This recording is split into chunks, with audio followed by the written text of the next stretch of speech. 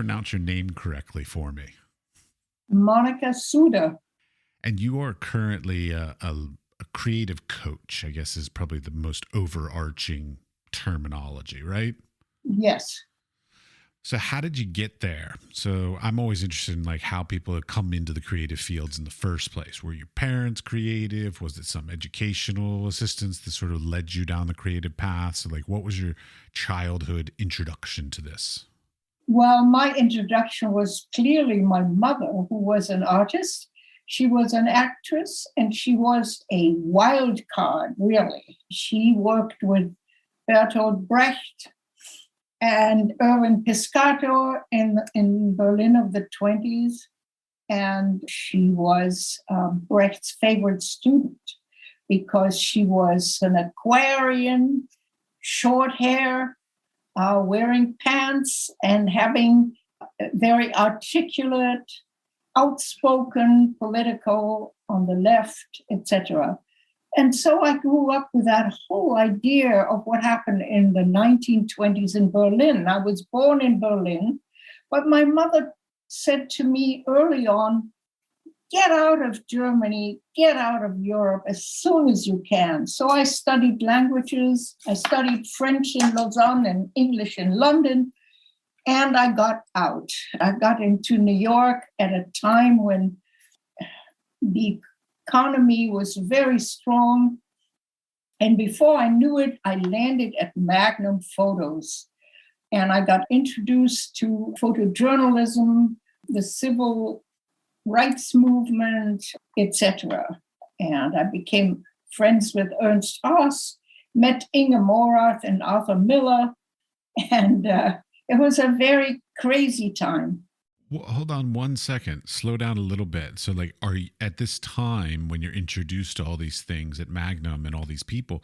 Are you a photographer? So, like, what's your role in this? Or are you editing at that time? I came out of publishing. Based on my publishing experience, I was taken on by Magnum. It's Ernst Haas who taught me photography.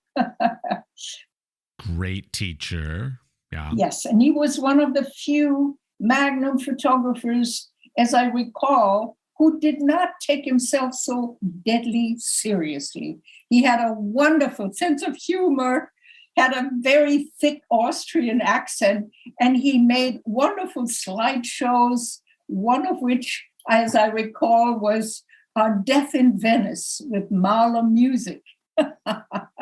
I would not assume many Magnum photographers have great senses of humor for some reason. No, a lot of them did not. I was soon to discover that. Magnum was actually a very difficult place to work. It was like a small pond with about 20 sharks moving around. Were they very competitive towards one another? Definitely.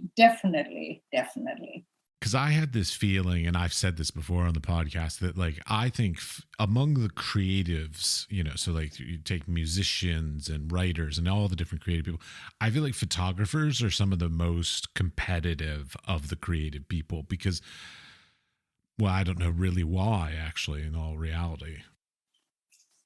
Well, maybe that's true, but I've also known writers and filmmakers to be competitive. I find they'd be jealous and envious, but I'm not sure about competitive. Yeah. Well, anyway, I moved on from Magnum and got into Time Life. Met a friend on Fifth Avenue who said, oh, they're starting a big new book series. It's on foods of the world. And she introduced me to the series editor, and I got hired on the spot. And the next thing I knew, because I spoke German, I got assigned the German food book. That was not my favorite because I would have loved to work on the French food book, but that was already in progress. So there I was, and I met the life photographer who was based in Los Angeles in Germany with an assistant and driver. And for 3 months, we traveled across Germany, photographing people, traditions, beer halls, whatever. And I had spent about several months researching German food, the history and sociology of German food. And then I wrote a concept for the photography. And then I wrote a picture script. And then I wrote an itinerary. And all of this was approved very easily. And there I was in Germany. And we had the most wonderful trip. I mean, this could never happen today. 3 months of travels. And it was one adventure after the other, from Berlin to the Alps. And we even wanted to get into Eastern Germany, which was then the DDR in German. And the authorities never said no, but they also didn't say yes. So we ended up stuck in a Berlin castle in the Grunewald for 2 weeks waiting, which was not unpleasant per se. And then we decided to just move on. So we did not include Eastern Germany, but we did include everything from the Hanseatic trader traditions to a little woman near Stuttgart making sauerkraut by hand. Absolutely everything. And every photograph in that book is a story, because I kind of figured out how to present these traditions. I found a grandmother and I found a little girl, and I took them into the Black Forest to gather mushrooms, which is one of the traditions years ago, etc. Anyway, it was a dreamlike project, and I did have a few of those in my life, which was really great. And looking back, none of it could ever happen today. I finally, from Time Life, I got invited to be the director of photography of the first big travel magazine in the US called Holiday, which was part of the Saturday Evening Post family of publications. It was an ancient tradition in the US, and unfortunately, the Saturday Evening Post came first, belly up, and then finally Holiday as well. But I had the last of the golden days at Holiday magazine. They called me Barbarella because I was wearing mini skirts and little booties. Those were the days. And the highlight was I worked with some of the best photographers in the world. I had lunch with André Cortege. I worked with Diane Arbus, Lee Friedlander, Joel Meyrowitz, Gary Winograd, and many Magnum photographers. And I assigned Arnold Newman a cover story on San Francisco, which ultimately led me to move there. And Holiday went under after just a little bit. I had just gotten all of the art department organized and got everything squared away. And then the magazine went under, sadly. So I took off to study Spanish in Mexico, took a break from the media. As one does, yes. As one does. And this turned into 2 years of travel on the road, France, Spain, Morocco, and finally Southeast Asia, which gave me a very good perspective on the media and my place in it. Which your next place, I think, is the one that fascinates me the most. Because is this the point where you then went to Rolling Stone? That's exactly right. Yeah. I wanted to be in San Francisco. And so while San Francisco only had one magazine, and that was Rolling Stone. And an excellent magazine to want to be in, though. Well, at that time, it was in its teenage age. It had not turned professional yet. But, everybody was deeply into drugs, and they called me prima donna from the Big Apple because I was the only professional there for a while. Annie Leibovitz had just started her career at Rolling Stone, and I was assigned to be in charge of investigative reporting. What happened next was the first big story that turned national was the kidnapping of Patty Hearst. Do you remember that? I do, yeah. Oh, what a story, by the way, the Symbionese Liberation Army. Good God, what a story. And as it turned out later on, Will Hearst, a cousin of Patty Hearst, became co-publisher of Rolling Stone. And I worked with him on a cover for a fishing story for Outside magazine. And he was on the masthead of Rolling Stone for quite a while.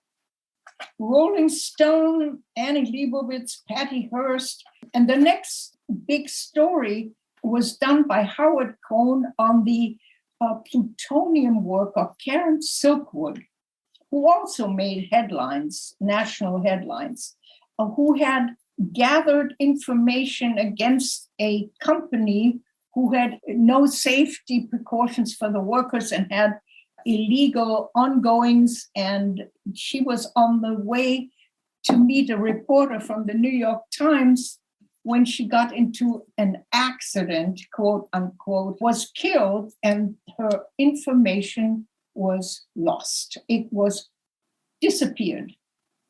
That was the story of Karen Silkwood. And I was so involved in it that I decided to do a little video on Karen Silkwood. And there's an excellent movie about that entire situation. Exactly. Well. And I think it was Barbara Streisand who was in it, strangely enough. Sounds right. Yeah. So that was that. After that, I got involved with Rolling Stone Press.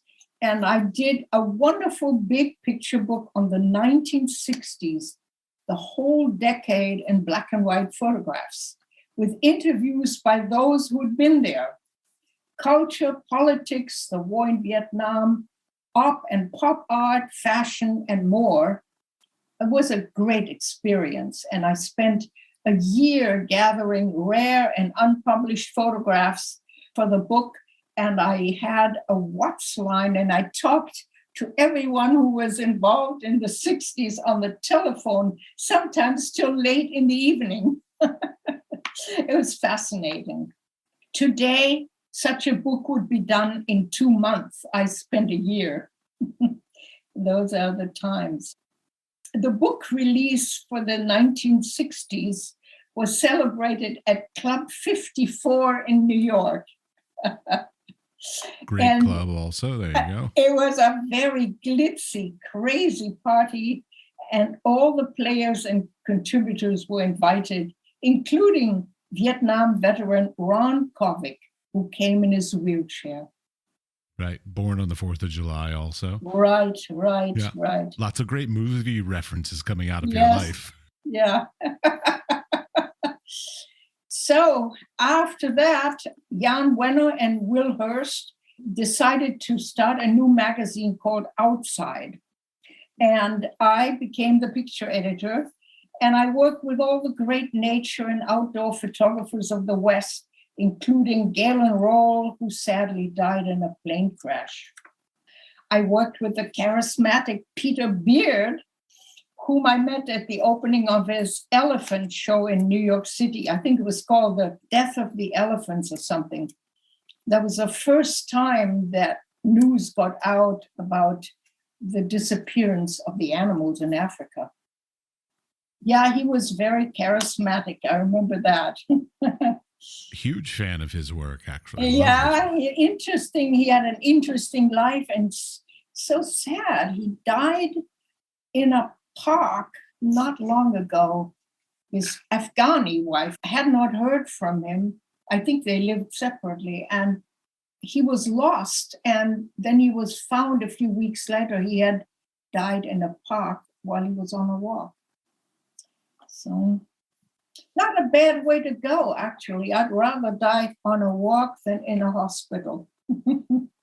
Indeed. Yes. I would much rather die doing what I love than waiting to die somewhere. Exactly. So that was Rolling Stone. And I got kind of mad at myself for sitting in this little cubicle with neon light while all these photographers came in tanned and with the air of the desert and the mountains And I thought, shit, what am I doing in this cubicle? Doesn't feel like I'm in the right movie. Rolling Stone and a cubicle with fluorescent light don't feel like they should be in the same sentence. No, and yet that was what it was. It was a huge warehouse, and they turned it into little cubicles. And also Jan Wenner was not exactly a very democratic boss. He had a gigantic office, and everybody else had little cubicles. Not unfamiliar. As most people who put the word boss in front of their names do, yes. Yeah. Yeah. So anyway, Outside was sold to a company in Colorado, and that was the end of that. So I started my consultancy for publishers, writers, and photographers, Monica Suder and Associates. And that was actually my cats originally. But I did hire associates as needed for various projects. One of these projects was a CD-ROM on the tragic story of Tina Modotti.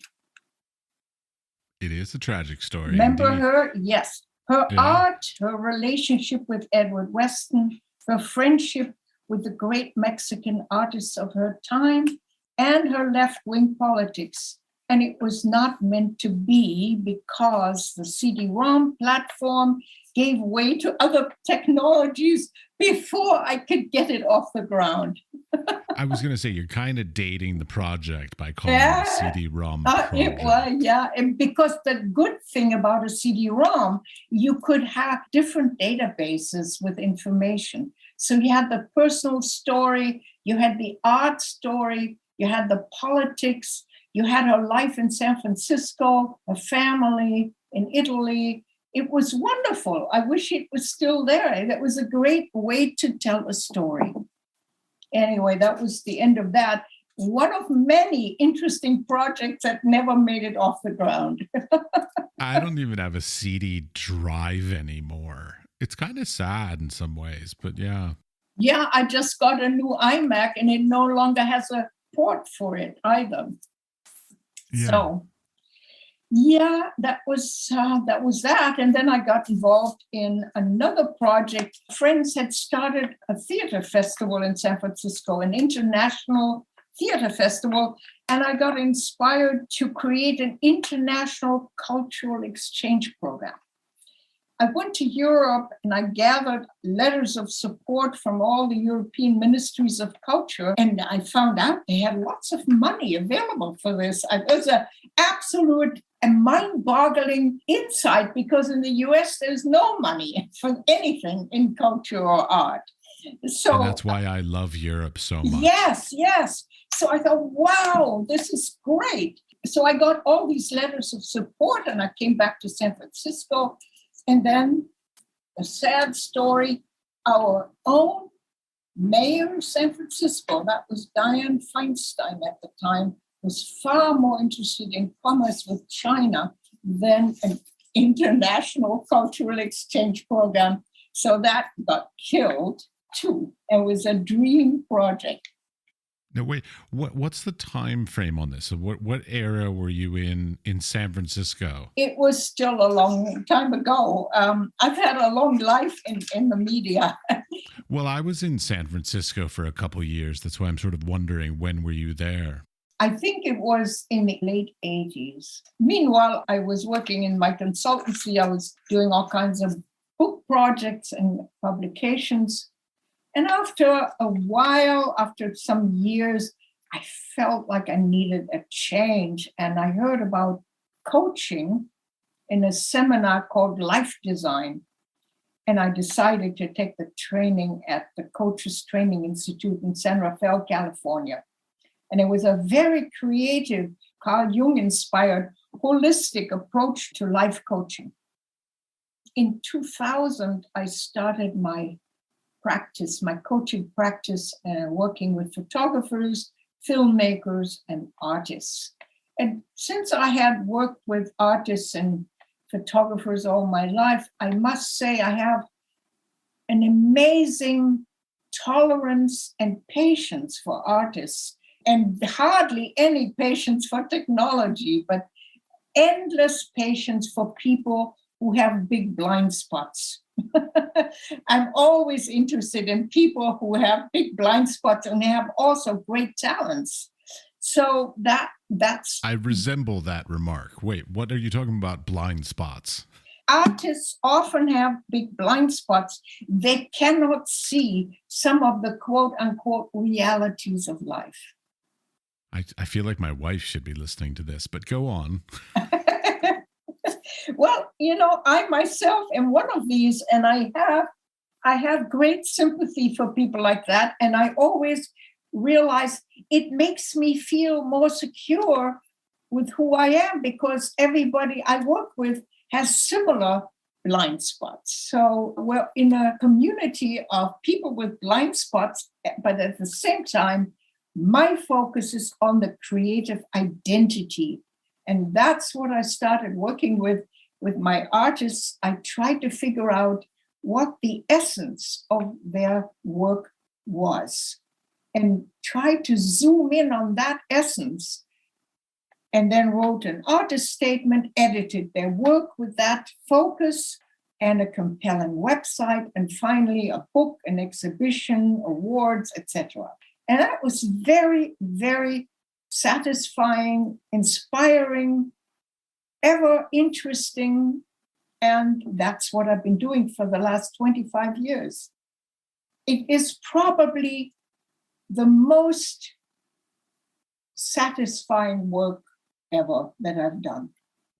None of the projects, the projects were, all of the jobs I had were interesting, but in terms of the rewards, it is so much more satisfying to work with people and see them succeed and see them overcome some of their blind spots or making progress in new ways. It's just the most exciting thing I know. I love this terminology of blind spots. I want to hear more about so give an example of what you mean. I'm trying to think I'm quite certain I have many of them, and I know many artists and creative people that have what I believe you're talking about. But give me a good, better specific definition of a blind spot. Well, just what comes to my mind just this minute as we speak is, when you want to be a dancer and you're on the dance floor, you have to be aware of the dancers around you so that you don't barge into them, right? And the same is true for artists in the art world. And artists often do not pay attention to what's going on around them. And that is one of the biggest blind spots altogether, because if you don't know what's happening around you, how can you be a successful actor on the scene? It's a legitimate position. I mean, and it's a difficult position because, Yes. On the one hand, on the one side, that feels like the idea, because I'm a true fine art snob, so bear with me. I would say that a little bit of that is that sort of pandering a little bit, sort of oh, I need to know what else is going on so that I can make work that fits with whatever the current conversation is. No. It's not Okay. about that. Don't get me wrong. It's not about fitting in. It's paying attention to what other people are doing so that you can be more original, not fitting in. More original. In other words, it should give you the confidence to be even more original. I got it. That makes much more sense. So you're saying basically know what everybody else is doing so that you're not copying them, basically. It's almost like politics. No, it's not like politics, because politicians pay attention to what's going on and then they say what people want to hear. That's not what I'm talking about. You're right. Not politics. No, but it's good. We do need to know. I mean, I was a photographer for, I don't know, 25, 20 something years. And to a certain extent, with the income of Instagram and social media and all this kind of stuff, like I sort of put my camera down. I was like, I'm not sure what I could offer that's new or unique among the, millions and millions of images taken every day. And so, paying attention to what else is going on sometimes can it's depressing. You to walk away. Yes, I agree. That is a problem. And you do need a muse by your side in order to hold on to your own spirit if you want to make it. Oh yeah, don't kid yourself. I'm still making creative works. I'm just not doing it with photography at this point because it's really hard being a photographer. Like in the old days, pre-90s even, it was somewhat easier to be original because there simply just was not a lot of high caliber photographic work in the world. Whereas now there is such a glut of high quality photographic work that it is incredibly difficult to be unique and stand out in the crowd now. Yeah, basically you have to be truly original, and it has to be almost a kind of a monstrous kind of originality. I'm thinking of Orson Welles just as I'm talking. Orson Welles was one of those people, a super original thinker and artist.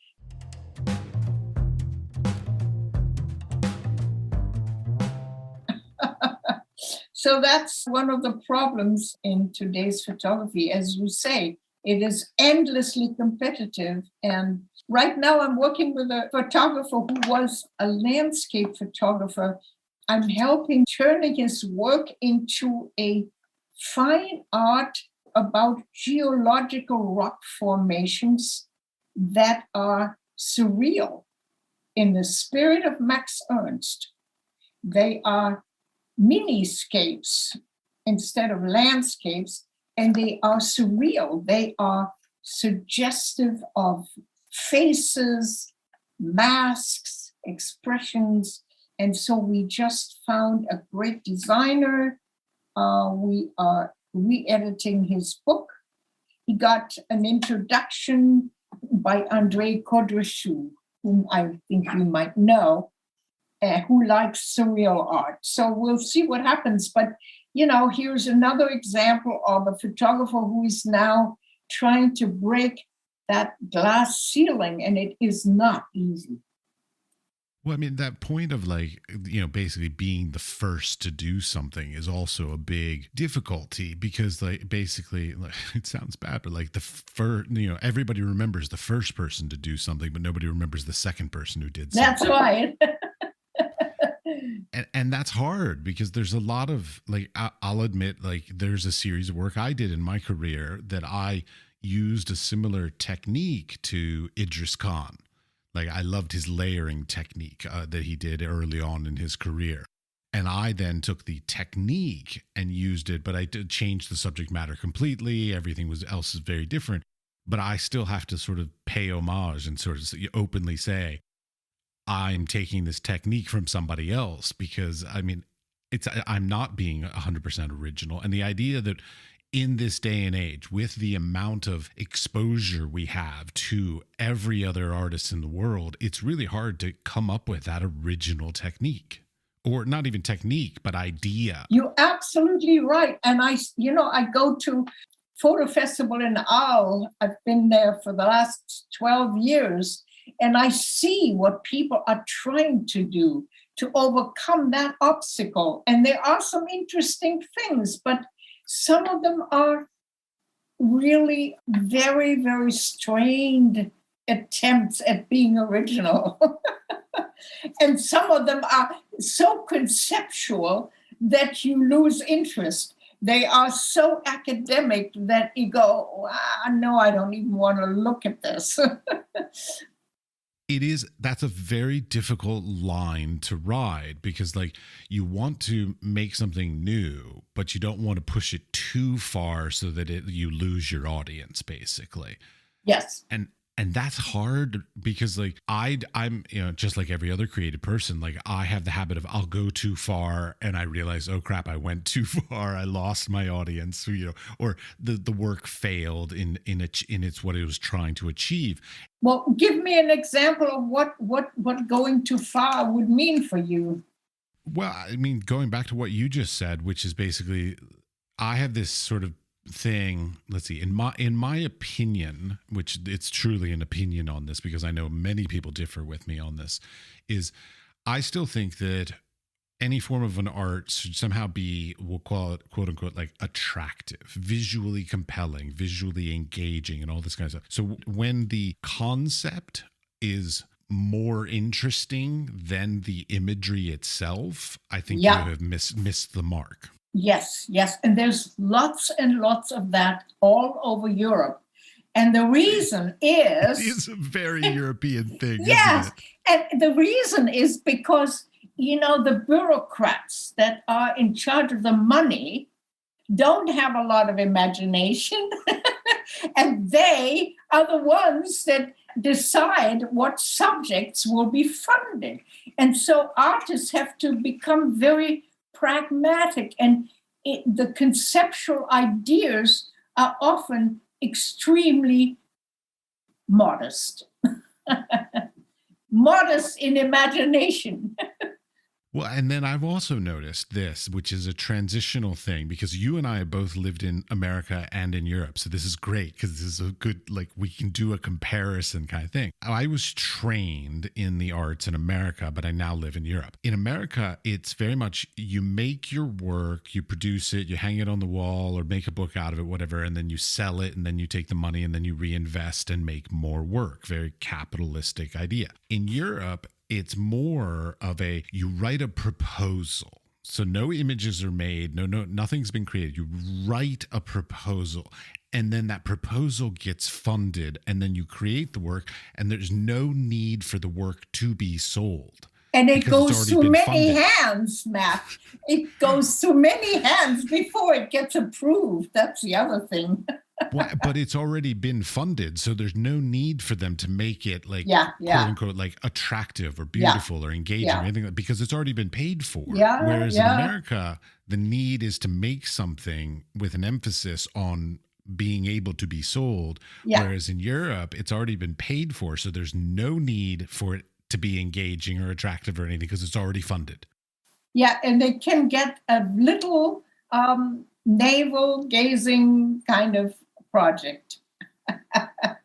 I know. I'm a professor also, and like I hate academic work because it's like what we call like inside baseball. Like it's artwork made for art professionals only, there's a huge barrier to entry for anybody who doesn't understand everything about that work by, you know, research and intellectual pursuits and all this kind of crap. And that's an issue in and of itself, is also academia and arts in the academics. But yes. I totally agree with you on that. And at some point, I developed a course in San Francisco called From the Classroom to the Real World, because when photographers study photography, they have no idea how to survive in the real world. They get none of it. In fact, a lot of the photography schools, including, Brooks Institute in California, they propagate illusions about photography and survival in that industry. And so this course was really about what you never learned at school, and how to survive in the real world, and guerrilla tactics, etc., etc.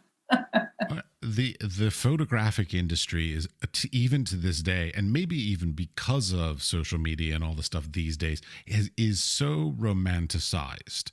Like it's fun, it's luxurious, it's exotic, it's all these, and I'm like, no, you sit in front of your computer 90% of the time, editing or emailing or writing proposals. You know, if you're lucky, maybe 20% of your work week would actually be behind a camera.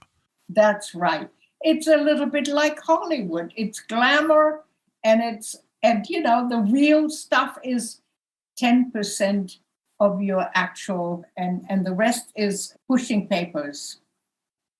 I know, and it's so sad because I'm of the romantic style, like that. I came into the creative fields looking for the cafe lifestyle, smoking cigarettes, talking Yeah. art, the 1920s Yes, Paris yes, kind of feel. yes, of That's that's course.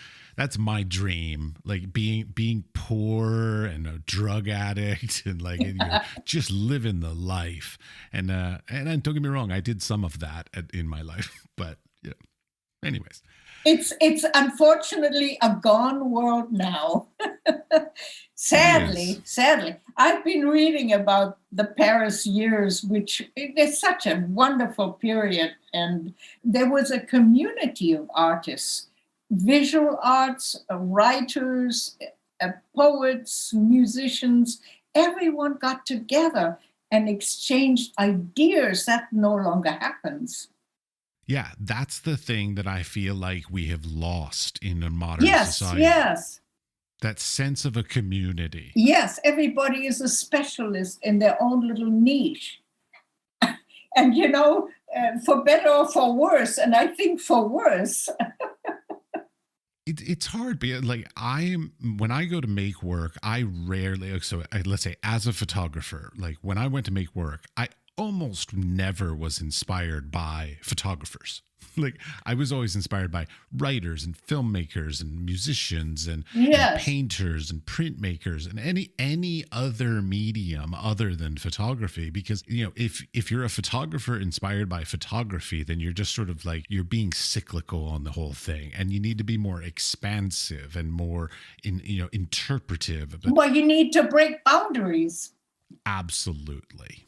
Let's get to some of the stuff that you do. So like when I thought about talking with you, I was like, okay, what I really want to know is like what are some of the definitions of like I call it success, but like what are goals or things that people come to you and say like I want to achieve this, that is like a very common thing in the industry? Actually, the people who come to me rarely say, I want this. If they have a laser sharp definition of what they want, they are often quite successful and they don't come to me, or they come to me for different issues. But what the problem is that the goal is not clearly defined. They know what they don't want very As clearly. I think you've just titled my biography there. Yes, and so that's the easy part. Then there is some archaeology that takes place on my part. I start digging for what I call the gold, and I try to separate the straw from the gold, trying to find the creative identity. What makes this person special? And it has to do with the loves, the forgotten loves sometimes, the passion, ideals, the dreams, or the forgotten dreams. And so people come to me and they have already covered up their dreams. They've already tried to be realistic. And by doing that, they lose the little bit of originality that they had. So it's going back to the roots. What brought you to photography? What were your fantasies and dreams and ideas and pictures?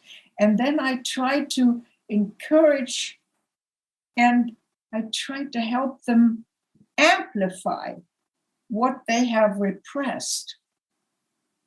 Okay, so in my mind, I'm an extremely rational person in many ways. So, like, in my mind, if I were going to come to you, let's say, and hire you as my coach, I imagined, and so please tell me if I'm wrong on this, I imagined like I would say, okay, I've got a book I want to produce, or sort of some quantifiable, tangible result that I want to achieve. and then I would come and hire you to assist me in all the different components of sort of putting it all together and doing all that. And you're telling me that's oftentimes that's not how people come to you. People come to you sort of like, I'm lost or I have creative block. Please just help me through this kind of thing. No, there are people like the one I just mentioned with the rock art. He already knew what he wanted, but he was in the wrong movie with the whole thing. I had to title help for my biography, but go on. I had to help him create a totally new language to enter the art world with. I had to totally rewrite his website, rewrite his bio, rewrite his artist statements. And he was still on a different level with it all. And he couldn't see it. And there was one of his blind spots. Mine too. My biggest weakness is by far any sort of text that comes around the creative industries, because like most of us came into, let's say, photography. We came into photography because we're probably not very good writers and we could express our ideas or represent our ideas effectively through a photograph. And so the idea that we're supposed to write is constantly annoying me to no end, because of course I'm looking at grants and residencies and even book publishing options and things like this. And like, it's always, please give us a written statement explaining that. And I'm just like, I know. And and as they ask for, I looked at some of that, the way they ask for it, it is absolutely ridiculous. They bring it to the level of absurdity. The one that I really hate is where they go, give us a synopsis of your art practice in 250 words or less. I'm like, I've got 25 years. Like, right. How am I supposed to put that in 20? I had one that even said like 250 characters, including spaces. And I'm just like, how am I supposed to do that? As I said, these are Kafkaesque desk workers that you're dealing with there. I know, but it's really sad. Like, I actually recently had a guest that came up with the greatest analogy for this, which is when artists make artwork, we are now currently expected to also be able to write eloquently about our work. However, a writer is not expected to paint a painting about their book. No. So, like, why are they making us do things that are sort of outside of our realm of expertise, which is to make beautiful photographs or compelling or expressive photographs and make us write about them? And I just have a huge disdain for that. Yes. Well, what happens is artists hire writers to do the job. And those that can do that, find the right writer, will be more successful than others who can't write about them. And in fact, when people are asked to explain their work, that's a really crazy situation, because no artist should have to explain their work. If you don't get it, just leave it, I love it. But how do we find writers? Like, because I've hired a few curators over the eras to do like things, but they end up being like overly intellectual and academic almost in many ways. And I'm always looking for like a writer that could be like just expressive about what I'm trying to share. And I find it very hard to find a good writer. Yes, it's not easy. I do a little bit of writing with the people I work with. And the reason it's easier for me to write about their work is because I've been working with them for a year or two. I know exactly who they are and what they're trying to do. And so I found myself writing their bios and their artist statements. I don't write in an academic style. I keep it short, but I try to get to the heart of it. Well, like I do portfolio reviews for Lens Culture anonymously on their website, so nobody knows I've done it. But and I've done thousands of them, and I've read some of those from Lens Culture. It may have been mine, but yeah, I mean, some of them are. You mean you've read some of the people who submit the work, or some of the reviews? Both, both. Well, I hope they were good, the reviews. Well, the reviewers, in some cases, they did not have a very good mastery of the English language. And I could tell that there was a scenario at the back of their mind, some kind of thing they absorbed in art school. You could hear a certain scenario. Well, I'll admit it's hard. Like when I started doing it, I probably was like that. Like, I mean, because, you just sort of, you have your own perspective as a reviewer or as a person looking at work. But then at a certain point, you have to transition and be like, okay, it's not about what I want to say to somebody, but it's what they need to hear. So Right. like, what's the thing they're missing? Exactly.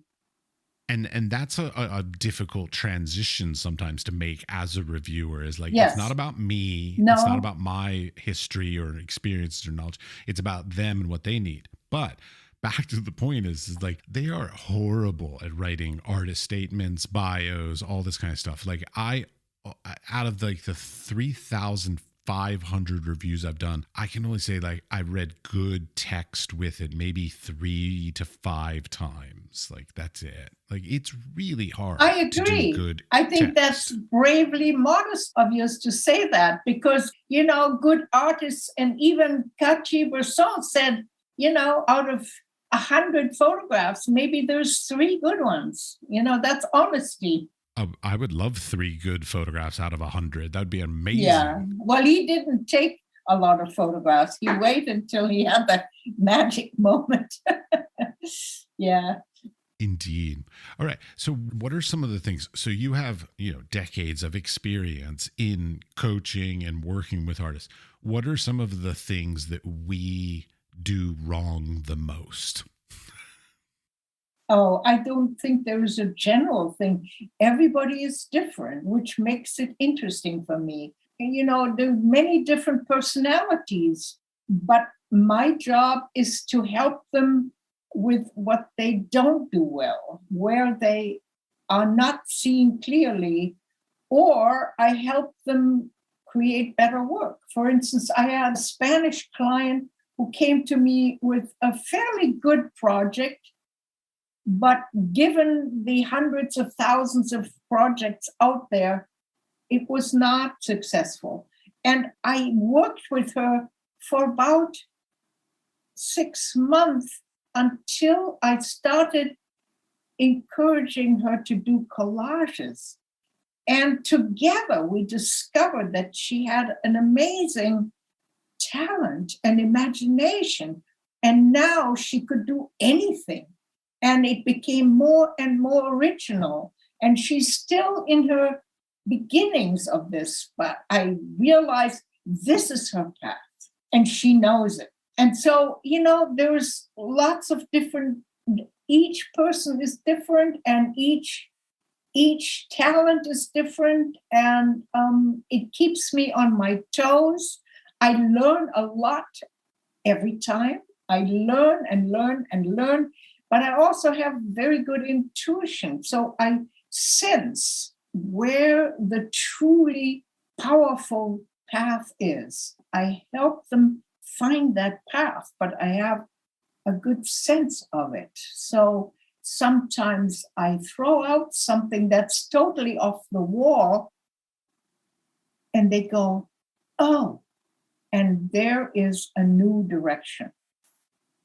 It is hard because we, as creative people, get very myopic. We get focused. We're like, I need to achieve this. And we oftentimes will disregard any other potential option. Like I've got this story like years ago that my professor, he kept telling me not to do something. He's like, don't do this, don't do this, don't do this. And I'm like, no, damn it. I want to do that. That's my thing. It's my oeuvre. It's my genre. It's my style. And like 5 years later, I was like, oh yeah, no, that was horrible. So should have listened to that professor. Like we get so egotistical and so like selfish. I'm not sure what the right word is, but like we get so focused on our individual idea that we oftentimes don't open ourselves up to other potential ideas, and that's a very hard thing to try and sort of self-regulate. You can't, and ultimately, my viewpoint is, we all are on this path of learning in life, and it's part of the learning to take a wrong turn. You cannot become wise or accomplished without taking wrong turns. They're part of the path. Agreed. And, Beckett said, fail better, fail more, because it's part of the path to accomplishment and to true mastery. Agreed. I mean, I'm a huge fan of like not. I come from my undergraduate is in photography, but my master's is in new genre art, which I love because it sounds really pompous and arrogant. But it basically is the idea of like you come up with a strong idea and you use whatever medium is necessary for it, kind of thing. So everything is on the table. And I love that because to me, that's more just talking about how to express yourself through art. And it's very hard because you brought up earlier about like being overly specialized these days. And I feel like a lot of some of the stronger, more engaging artists these days are using multiple mediums or transitioning to different mediums versus saying, I'm a photographer, so therefore I must always use photographic medium, basically, and never even venturing into any other potential opportunities. And I find that a bit difficult. Well, it's actually no longer possible. A lot of photographers are using photography as a tool, and they are working from there. And, Dwayne Michaels did that light years ago with his writing that he added. So storytelling is always good and will always bring a good audience if you know how to do it, whichever way you do it. Well, it's interesting you bring up storytelling because that's a sort of vernacular.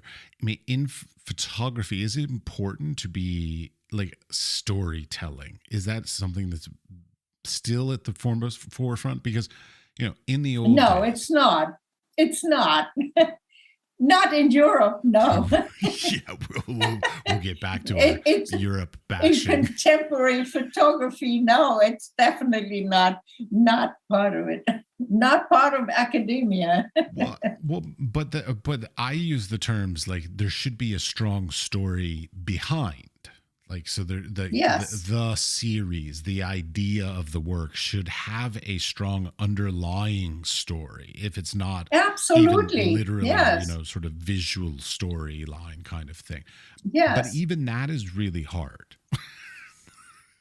Yeah. Well, yeah. I want to start talking about something that's easy. Is there anything that's easy? Well, when you go back to the main human themes, I think it's powerful.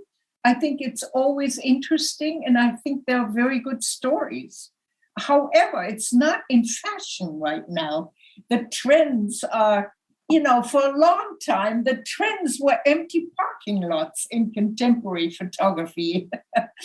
and it's just evolved from there just a little bit by now. Sadly, I have done the empty parking lot photos myself. So, yeah. And then the ruins, the abandoned castles, and and abandoned factories, and the Bechers. My God, decades of Bechers. I know. I mean, it's funny enough. Like the first set of photos I ever did in high school was we broke into an abandoned building and went in and photographed in this old abandoned building. So yeah, of course, it's part of the course in a way. But photography got stuck in it. I mean, many years. It was just an obsession. It did, yeah. I mean, it's sort of like what they call it, like relic porn at this point, or dilapidation porn. Like it's really. I mean, some of it's gorgeous, but it's overdone at this point. Yes. And some photographers really enjoy the technical quality of it. And it can be an over-glorification of photography because the human element is dead. Well, that's another thing that I have an issue with that I see in a lot of photographers is they often overly romanticize or overly they make it feel more important, which is the technical aspect. The yes. techniques. Like when I look at a series of work, I'll even say like when I go into a gallery and I look at an artwork, or if I go into a book and I open it up and I look at it, I don't care how it was made. I care why it was made.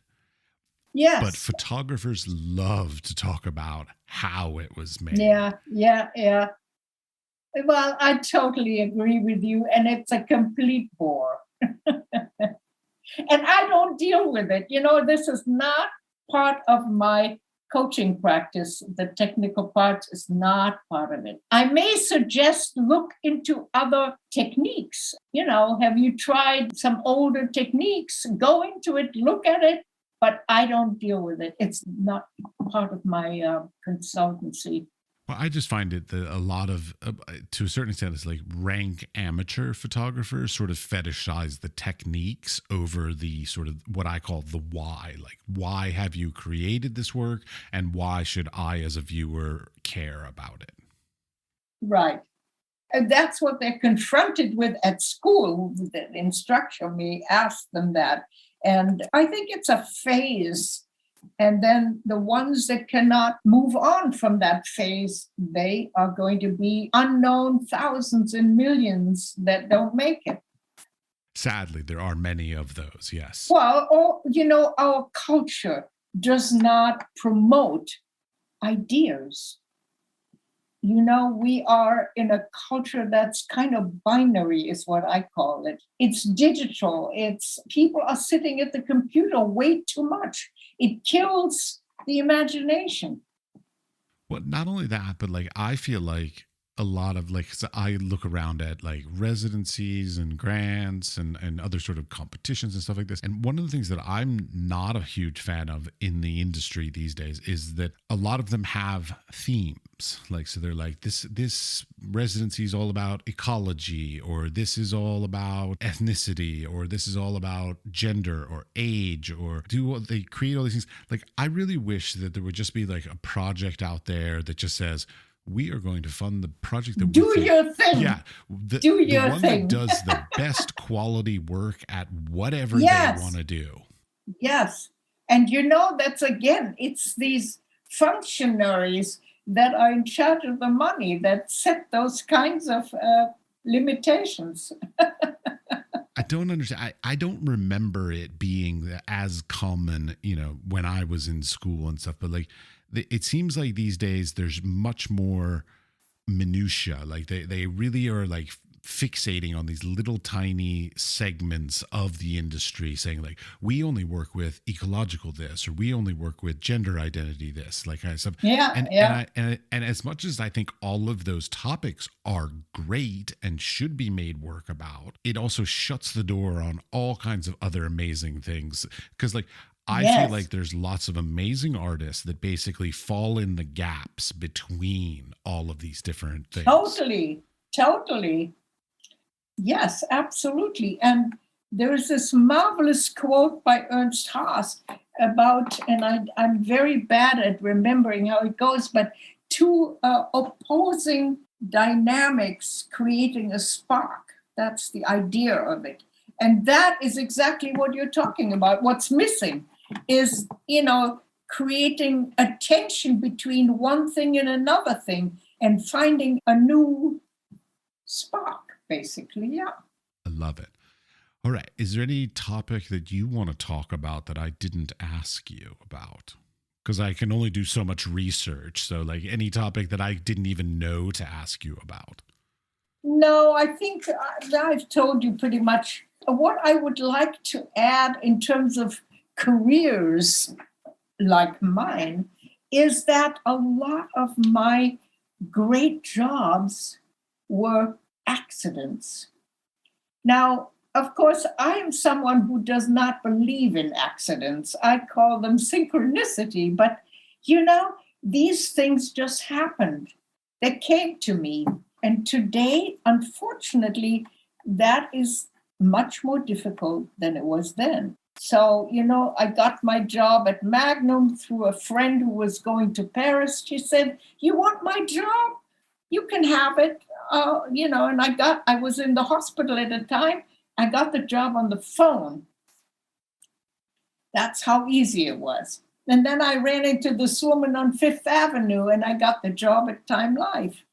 And then my boyfriend ran into an art director he knew, and he was looking for a picture editor, and I got my job at Holiday Magazine, director of photography, just like that.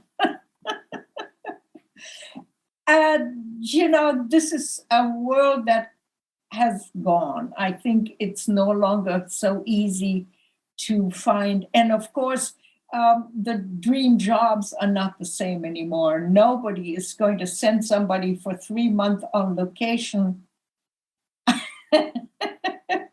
or nobody will give you a whole year to work on a book project. Well, and that whole topic, which is something actually I forgot to ask you about, which is basically the change in the speed of the industry, I feel like is detrimental. It's not just the speed, it's the nature of the industry. I think everything has gotten to be much more perfunctory, more about money, less about creativity, less about individuals, less about ideas. I think we're due for some major changes in society altogether. Our systems are not what they're supposed to be, whether it's education or the healthcare system or the banking system. We're really in a time of great upheaval because everything has to be reimagined, redesigned. Well, I mean, I'm just thinking in the photographic world, like specifically, I think of social media and Instagram, obviously, because like for me, like my work these days, like it can take me 3 months to 6 months to complete a single piece of art. Whereas like social media expects you to be posting every day or every week or, Right. and I'm like, and I, to a certain extent, I feel like it's watering down a lot of people's creative endeavors. Well, of course it is. Yes, of course. Because we're seeing a lot of work, but you're not seeing like the best works because like no, and all that stuff is going to be gone in 2 years. You see, maybe in 1 year, maybe in 6 months. Some of it is gone tomorrow. Well, yeah. A previous guest said there will never be a museum of Instagram. So like, that stuff is not going to stand the test of time. I have the position now, help me again, correct me if I'm wrong on this, but like my position is basically an artist's reputation is only as good as their worst image. I don't know. I would say an artist becomes known with his best images, and then the industry, whether it's the rep or the gallery or the museum or the family or the estate of the artist, starts to promote all the lesser work for years and years to come. In other words, somebody has a really fantastic piece of work and maybe a few more, and then they start to recycle everything else that they've ever done without any criticism, and I see a lot of that. And that's something that sort of terrifies me about the future is when it comes that I pass away, when somebody's going to come back and look at my catalog of images, and then they're going to basically redefine or I'm being horribly egotistical, assuming that I'm worthy of that. But let's say I am worthy of this, that somebody's going to and look through all my images and they're going to like recontextualize and they're going to say like, oh, this image is better than that image, even though like I chose the, image A. They're going to say, oh, but image B, that's a much better image now for his estate and for his longevity. And I'm like, but I don't like it. Like, so like that fear that I have of like my legacy basically being controlled by the wrong people, Yes, I can appreciate that. And Henri Cartier-Bresson was very careful of that. He never allowed anybody to see his contact sheets. Nobody was ever allowed to cut his images. He was very aware of that. And in the case of Ernst Haas, who died relatively young, a curator came along and created an exhibition at Arles with his work. And he took a whole new look at Ernst's work, and he picked out the things that were most a new direction. He was definitely a very innovative photographer, and some of his experimental work that had never been published was then picked out. His name is Ewing. I can't think of his first name now. Anyway, he was the director of the Musée d'Élysée in Lausanne for a long time, and then he moved to publisher in London. Anyway, he re-edited Ernst Haas's work and created a very different exhibition based on what he considered his most contemporary work. And that difficulty of like recontextualizing somebody after they're no longer around is, a bit tough. Yes, it is a bit frightening, isn't it? It is. On the other hand, there are great examples of that being done well, which is like I had this. I think it was Alfred Stieglitz when he passed away. He said, "Here are my prints. They're already matted at these exact proportions and sizes in relationship to the size and scale of the images." And he said, "I will donate it to this museum, but you cannot cut the mats. They must stay exactly." And there was a certain museum, I forget who it was, I think it was MoMA, that sort of turned it down because they were non-traditional sizes. They didn't fit 11 by 14, 16 by 20, 20 by 24. Right. And so since they couldn't put them in like standard boxes, they said, we'll cut the mats down if you don't donate it to us to fit into these standard. And he said, forget it. And he just turned around and gave it to a different museum that said that they agreed not to cut the mats down.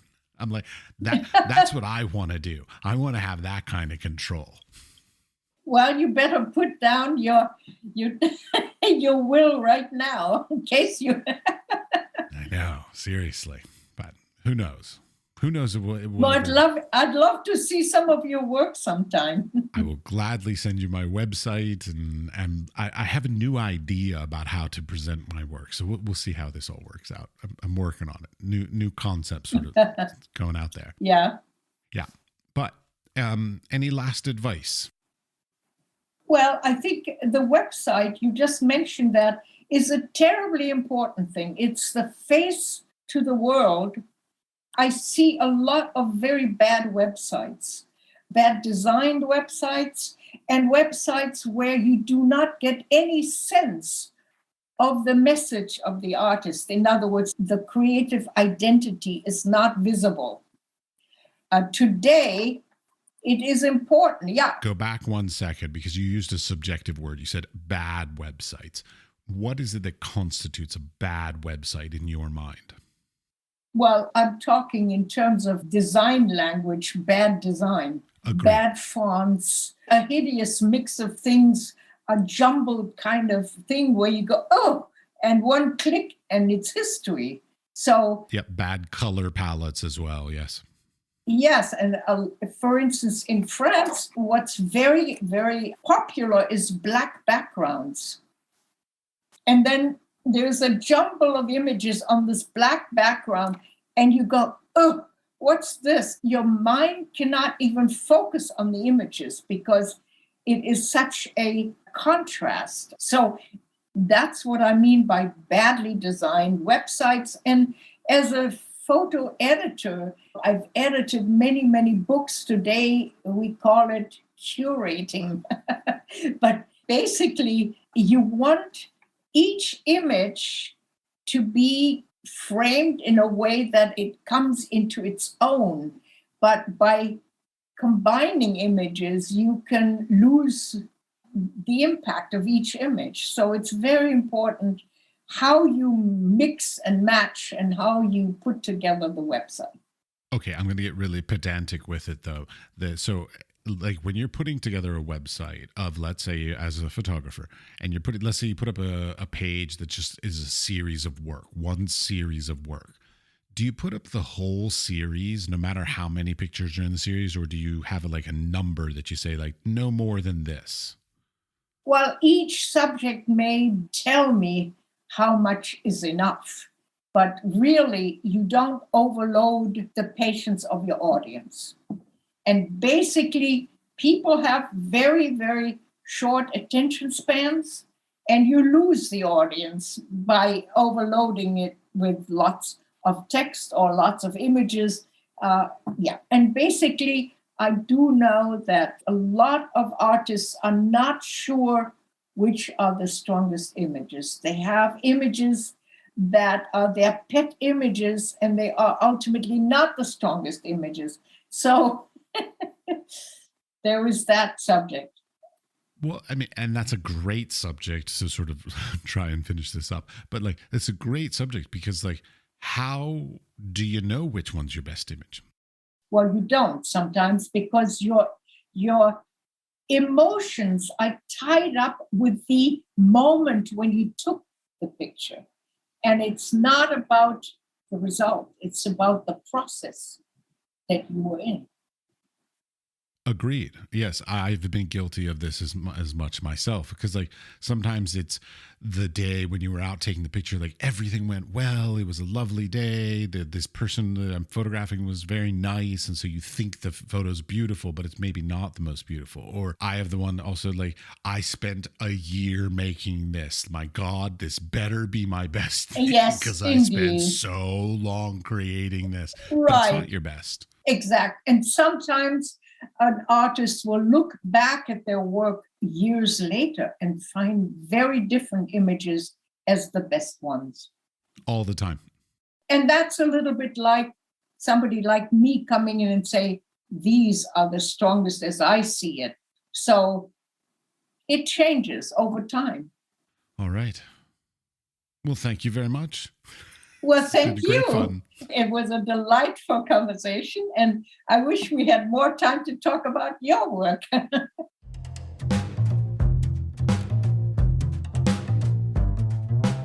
Before you leave, we would like to thank you for listening all the way through the entire episode. We would appreciate it if you would share this podcast with your friends, family, coworkers, studio mates, anybody with an interest in the arts and creative endeavors.